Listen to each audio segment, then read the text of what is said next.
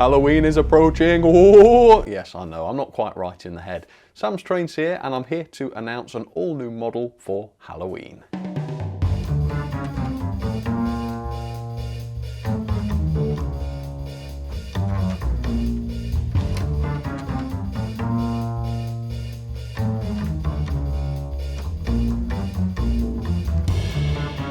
Apparently, model wagons with massive and unrealistic loads on them is a good idea these days, so I've decided to have a go, except for around half the price. Specifically for Halloween, I'm very proud to launch this, the Sam's Trains Pumpkin Mobile Kit, which is available right now for £12.99 each on Etsy, and the links for that are in the description. Now, I say this is a kit. Most of the model is fully assembled. The body, the chassis, the pumpkin, the wheels, those are all fitted for you, and then there's a bag of accessories which contains buffers and brake rigging which you can fit at your leisure. Unfortunately, I haven't been able to make a huge number of these because I am producing them here at home on my own 3D printers, which is obviously quite time consuming, so if you want one of these, you might want to act quite quickly and pick one up. Also, the usual caveats apply. This is a 3D printed model, it's not injection moulded. There will be minor imperfections in the bodywork, the chassis work, and in places the layer lines will be visible. I've taken a lot of steps to improve the quality of my 3D printed models, and I hope you will appreciate that, but it's still FDM 3D printed, so please bear that in mind. This is intended to be some inexpensive merch for the Sam's Trains channel. The chassis and the body on this model are based on real vehicles, but I'll leave it up to you to decide whether or not the pumpkin is realistic. But I do have a background on this to share with you, so let's get started with that. The Chile Carnival Company was established in 1971, and they specialised in staging seasonal railway carnivals across Britain throughout the 1970s. They repurposed withdrawn private owner wagons and turned them into all manner of rail-based carnival floats. Actors would dress up in costumes and ride on the floats, and they would greet bystanders as they went past. During the Halloween season, they would throw sweets and treats to spectators. The Chile Pumpkin Mobile was just one of many floats built for the Halloween season, but this one did become a firm favourite among the public, and it returned to the Halloween carnival year on year. Following the Halloween season, the company would strip and repaint their carnival train ready for Christmas, with appropriately themed designs there too. So here is what you will receive if you purchase one of these things. We've got the model itself in this bag, and all the accessories and some paperwork and such in this bag. So let's open up the bubble wrap bag and show you how the product is delivered. Man, I like these pumpkins. Yeah, very, very popular already with the people I've shown it to. So this is as it comes. It's all assembled as far as you can see here. However, I'm going to just demonstrate how these parts are assembled here, just in case you need to disassemble this for any reason. Incidentally, I don't recommend disassembling this, but if you wanted to paint it or something, you could. So there's one single center screw which holds the pumpkin in place, and you can take that out, and then the pumpkin is loose, as you can see. There are also two screws which hold the body, which are near the axles. Then the body is removable from the chassis, and you've actually got a chassis here which I suppose if you wanted to, you could use for other projects and such. But for now, I'm going to reassemble this and show you what's inside the accessories bag and how you go about fitting those parts. Right. So inside the accessories bag there is a number of items. So you've got the little certificate here. This is just a sample. This is an example I'll be keeping, so this doesn't have a number, but it's signed as a thank you from Sam's Trains, so you've got that as a little keepsake. There will also be a little notice in here with some information and warnings and such, which I have to put in there, and I ask that you do read them before using the product. And then inside here we have the following. We've got two NEM couplings, and I guess you know what to do with those. You've got brake rigging, which is different. These are not the same two parts, so I will show you how to figure out which side these go. And then you've got 5 buffers. Obviously you only need 4, but if you should damage one for some reason, or if one of them doesn't fit properly, you've got a spare, so redundancy. Right, so here is how the details are fitted. The first part I would recommend fitting would be the brake rigging, and these are keyed so that they will only fit into the model on one side. So pick one of them up, try and fit it in. If it fits, which this does, then you've got the right side. If it doesn't fit, you won't be able to push it in the holes. So don't apply too much force and try the other side in such cases. And this one does fit in this side, so I'm going to go ahead and glue that in place. So for the glue, I would recommend a super glue. You could use some sort of white glue, a PVA or something, but bear in mind that takes a lot longer to dry, and so you'll have to leave the model to set after you've applied that. The super glue here is much quicker to set, and so the model will remain fragile for a much shorter period of time. So I'm applying the glue to a needle. You could use a pin or something like that, and I'm applying some glue into all 4 of the locating holes. Now, if you apply too much glue, it might be visible from outside the model, so you have to use the right amount. Don't use too little so that it doesn't stick. Don't use too much. Then you can pop the accessory into its holes and make sure that it's sitting straight so as the brake pads don't actually touch the wheels. And that looks pretty good.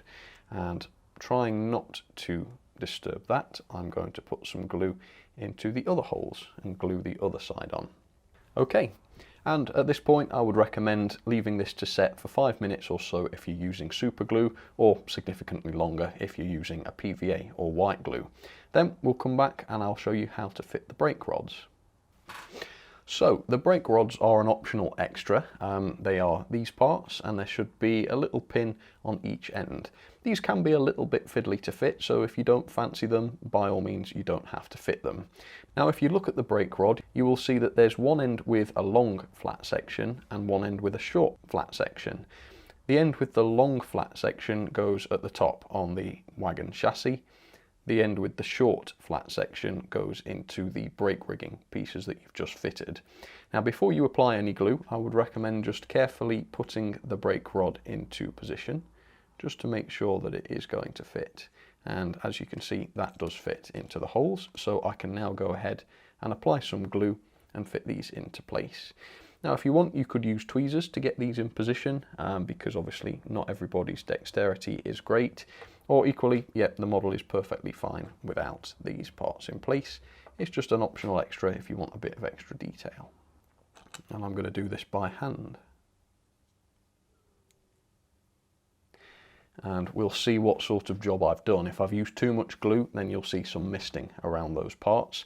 And if you do that, I wouldn't worry. I would use some black paint or perhaps a Sharpie marker just to cover up that mess. But if you're careful, it shouldn't be a problem.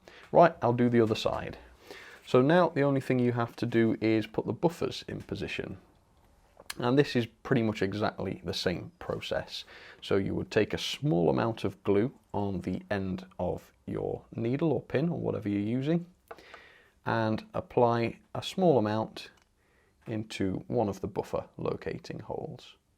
Ideally you would check that the buffer fits in first, but I'm not doing that to save time in the video. And then push the buffer into place. Now, as with the brake rigging, the buffers are fragile while the glue dries, so you do need to make sure that they are in straight and that you hold the model in a good orientation if they're a little bit loose, so that the glue isn't going to dry while the buffer isn't straight, because that wouldn't look very good. I'll get the rest of these buffers in then. And then the last job is, of course, to fit the NEM couplings into position, and this goes the usual way, but just in case you're not sure how to do this, start at an angle with one of the legs of the coupling going into the pocket. Then with your thumb you can push the other leg round the corner into position and push the coupling home. There we go. And I'll do that again so that you can see it. Obviously I'm left-handed, so this is probably not going to be that useful to most people, but you just do the opposite if you're right-handed. One leg of the coupling into the slot, with your thumb push the other leg, rotate the coupling, push it in. That's because my couplings are quite a tight fit, because I don't want them to easily come out. And there we go. We have a completed wagon with all of its brake rigging, buffers and couplings fitted. For full disclosure, I do want to be as honest and as open as possible about what sort of wagons these are, just so that you know what you're getting yourself into. First of all, they're not particularly heavy. These come in at 20 grams. Obviously this is like a flat wagon with a very small load. Made of plastic, not very heavy, roughly in line with a lightweight Oxford wagon. In terms of free rolling, it's okay, they're not stiff or anything, but on the Gordon's Hill rolling test, a fully assembled wagon doesn't get that far. Also, if I was to review one, I would not call these highly detailed or particularly good quality wagons. They are as good as I can possibly make them, but 3D printing, FDM 3D printing, has its limitations, and we are pretty much at those limits with this. You can get better detailed and better value wagons from the likes of Oxford or Hornby and such. The purpose of these is to bring you something a little bit different, to bring you something enjoyable, a little bit of a novelty, and also as a way for you to support the Sam'sTrains channel so that I can maintain it and continue to produce new content. Hopefully you will find the price somewhat reasonable, and hopefully you will find the product somewhat enjoyable. And obviously if you don't think that's you, then obviously don't purchase one. There is no obligation to buy whatsoever. If you fancy it, go for it. If you don't, then don't. Right. Let me test one of these then for you. We've got the Hornby Grey Peckett, which looks very Halloweeny and ghostly. Let's back this up, see if we can get a coupling.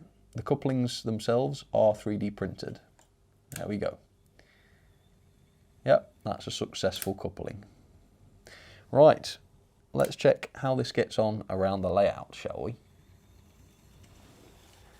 So there it goes, the Carnival Pumpkin Mobile. And yet another ridiculous and whimsical item from Sam'sTrains. So while there's obviously nothing special about the wagons or anything, I have made sure that they work at a basic level. So they roll relatively freely, they stay on the track, they can handle curves, the details don't get in the way of their function, and the couplings work as they should. These are things that I think are the bare minimum, and anything you buy from me should meet those standards.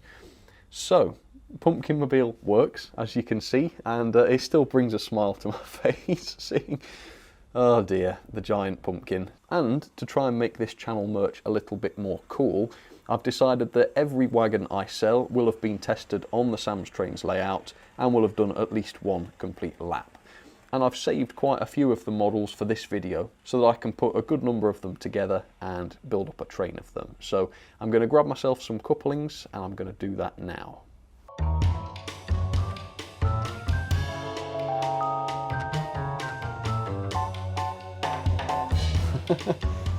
There you have the pumpkin mobiles, 20 of them in fact. And I will be quite interested to know whether the Peckett can manage all of these, so I suppose I'd better have a go. Alright, pumpkin ahoy, let's go. Yes, good thing. Well done, Peckett. So there you have it, yes, the Peckett can manage 20 pumpkin mobiles. And as you can see, they all handle themselves quite nicely, no issues with uncouplings or derailments or anything like that. So, I hope you enjoy the pumpkin mobiles. Happy Halloween. Thank you so much if you do decide to support the channel and buy one. I've had an awful lot of fun designing and building them. The whole CAD process was so much fun. Designing the pumpkin was a bit of a challenge because of the complex shape, and then designing the little flatbed wagon to put them on. It was just a whole lot of fun right the way through. So thank you for giving me the opportunity to do this. I hope you enjoy them if you decide to get some. And I will say thank you very much for watching, and I will catch you soon. All right, cheers folks, you take care.